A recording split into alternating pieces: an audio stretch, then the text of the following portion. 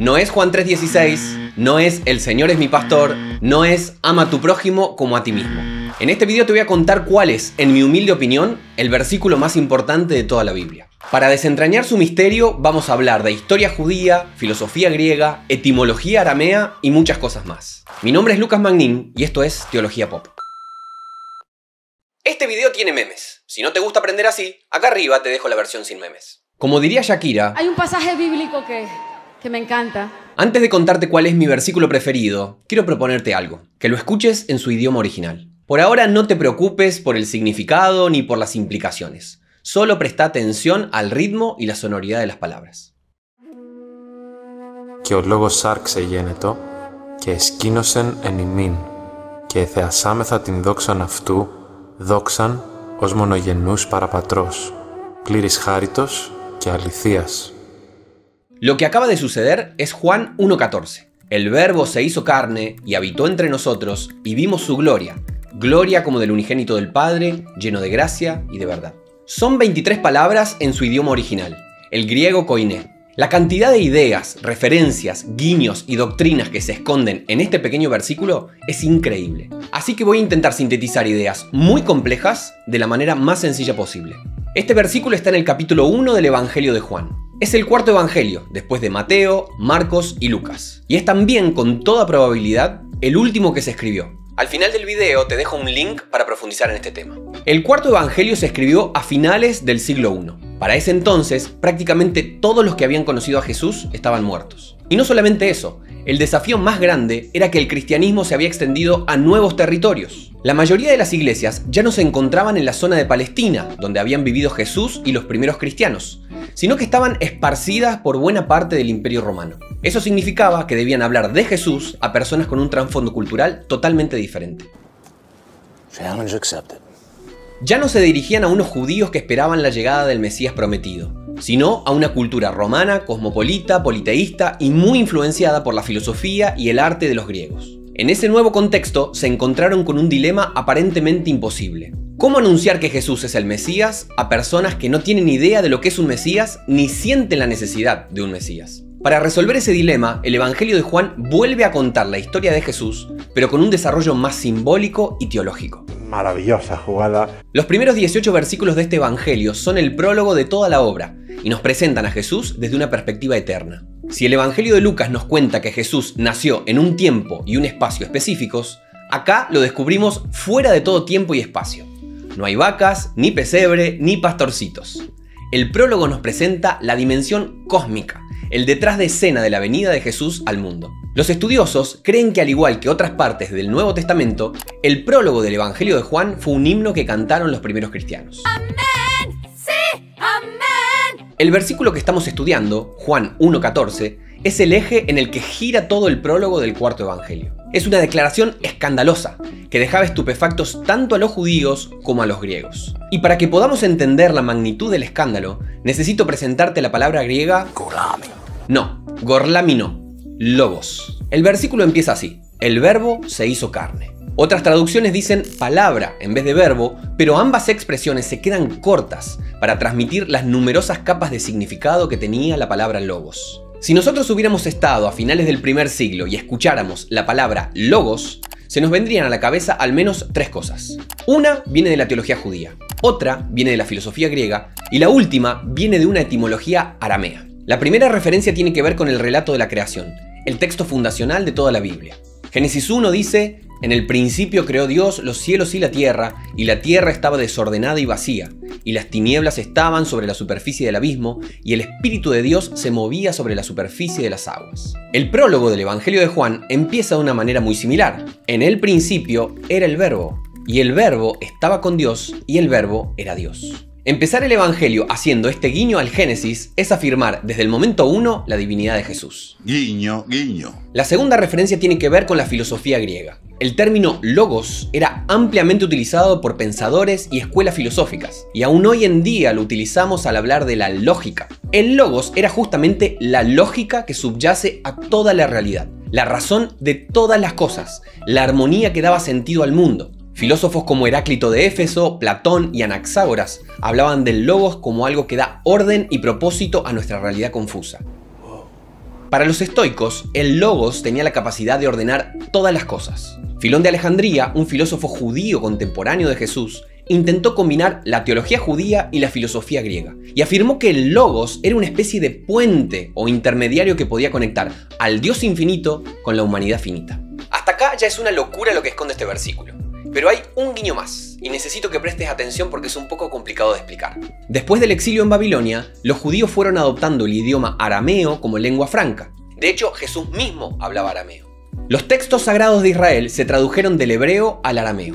Esas traducciones, que incluyen cierto margen de interpretación de los textos sagrados, se conocen con el nombre de Targum. Recuerda mi nombre. Los traductores de los Targum vivían en un contexto cultural que prefería las interpretaciones alegóricas por encima de una lectura literalista. Por eso se sentían un poco incómodos cuando tenían que traducir pasajes que mostraban a Dios haciendo cosas o pronunciando discursos, como si fuera un ser humano.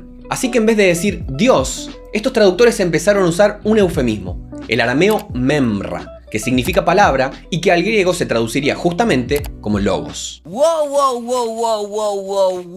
O sea, en vez de decir Dios creó el mundo, estos traductores escribieron la palabra creó el mundo. Cuando uno lee los Targum, no es tan fácil distinguir exactamente dónde termina Dios y dónde empieza la palabra. ¿Acaso Dios es la palabra? ¿O simplemente usa la palabra? Resumiendo, en estos textos, la palabra, la memra, que en griego se diría logos, pareciera que se confunde con Dios mismo. Ese es el telón de fondo del Evangelio de Juan. Teología judía, filosofía griega y etimología aramea. Decir que Jesús es el logos significa al menos 6 cosas. Que Cristo es Dios, que es el creador, que es la lógica de todas las cosas, que es el puente que nos conecta con Dios, que es la palabra que dice lo que Dios dice y es el verbo que hace lo que Dios hace. Hola, soy el algoritmo de YouTube. Si te gusta este vídeo y querés que lo siga recomendando, dale me gusta, deja un comentario y suscríbete. También podés convertirte en Patreon. Aguante Teología Pop. Pero el Evangelio de Juan esconde una carta más bajo la manga, la idea que revolucionó la historia. El verbo se hizo carne. La palabra infinita e inalcanzable se hizo carne frágil y limitada. En griego diríamos que el logos se convirtió en sarx. Hablar de la carne es hablar de la fragilidad de la experiencia humana. El Evangelio nos está diciendo que Jesucristo, el logos, asumió plenamente nuestra humanidad. Decir que el verbo se hizo carne era una bofetada intelectual para los judíos y los griegos por igual. Lidiar con estos dos conceptos les parecía a ambos algo absolutamente contradictorio. Teología judía y filosofía griega se encuentran de frente ante el misterio de Cristo. Decir que el logos se hizo sarx es una afirmación particularmente escandalosa para grupos como los docetistas, que amaban la idea de Cristo como logos eterno, pero no toleraban la idea de que Jesús hubiera sido verdaderamente humano. Esos grupos son los mismos anticristos a los que se dirige Primera de Juan. Todo espíritu que confiesa que Jesucristo ha venido en carne procede de Dios.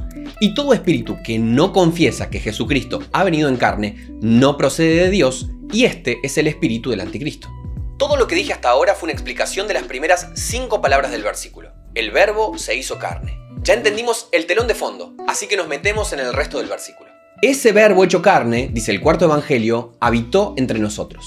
La palabra griega que se usa acá es skenosen, y literalmente se debería traducir como puso su tienda entre nosotros. Esta palabra nos trae un eco del Antiguo Testamento. Después de salir de Egipto, mientras andaban por el desierto, Dios puso su tienda, su tabernáculo, en medio de su pueblo. En ese sentido, Jesús es el nuevo tabernáculo de Dios entre nosotros. No lo digo yo, lo dice la Biblia. Pero hay otro juego de palabras acá, porque el término griego que significa puso su tienda está relacionado con el verbo hebreo shakan, de donde viene la palabra shekinah, que se usaba precisamente para hablar de la presencia de Dios. En otras palabras, Jesús no solo es el tabernáculo, sino que también es la mismísima presencia de Dios. El verbo se hizo carne y puso su tabernáculo y su shekinah entre nosotros. Después el versículo dice, y vimos su gloria. Acá se usa la primera persona del plural. Nosotros vimos su gloria. En este evangelio y en las cartas de Juan aparece una y otra vez la importancia del testimonio de los apóstoles. Vimos su gloria. Hablamos lo que sabemos y testificamos de lo que hemos visto. Lo que hemos oído, lo que hemos visto con nuestros ojos, lo que hemos contemplado y palparon nuestras manos, eso os anunciamos. Para los primeros cristianos era muy importante dejar en claro que ellos no se habían inventado la historia de Jesús, solo eran testigos que contaban la buena noticia que habían visto, oído y tocado. Because that's what heroes do. El versículo sigue con una referencia a la gloria como del unigénito del Padre. Acá hay otro guiño a la gloria de Dios en el tabernáculo del desierto. Era exactamente la misma gloria que los discípulos veían cuando miraban a Jesús. El prólogo dice que Jesús es el unigénito del Padre. En griego, monógenos para patros. Jesús es hijo de Dios, pero de una manera única, especial. No en el mismo sentido en el que yo puedo decir que soy hijo de Dios. La idea de Dios como Padre es algo esencial en este evangelio. Si en Marcos Jesús habla de Dios 4 veces como Padre, y en Lucas habla 6 veces, a lo largo de todo el evangelio de Juan Jesús habla de Dios como Padre 107 veces. Esto que acabamos de escuchar no solamente es verídico, sino que además es cierto. Y llegamos a la última declaración de este versículo. Cristo estaba lleno de gracia y de verdad. Por si aún no quedara claro, el evangelio de Juan nos regala un último guiño al Antiguo Testamento. Esas dos palabras, gracia y verdad, son las mismas que leemos en Éxodo. Cuando Moisés subió al monte Sinaí para recibir las tablas de la ley, Dios pasó por delante de él diciendo: Jehová, Jehová, fuerte, misericordioso y piadoso, tardo para la ira y grande en misericordia y verdad. Los mismos atributos que Dios le reveló a Moisés en el Sinaí, en hebreo Hesed y Emet, su gracia y su verdad, son los mismos atributos que veían los discípulos cuando miraban a Jesús.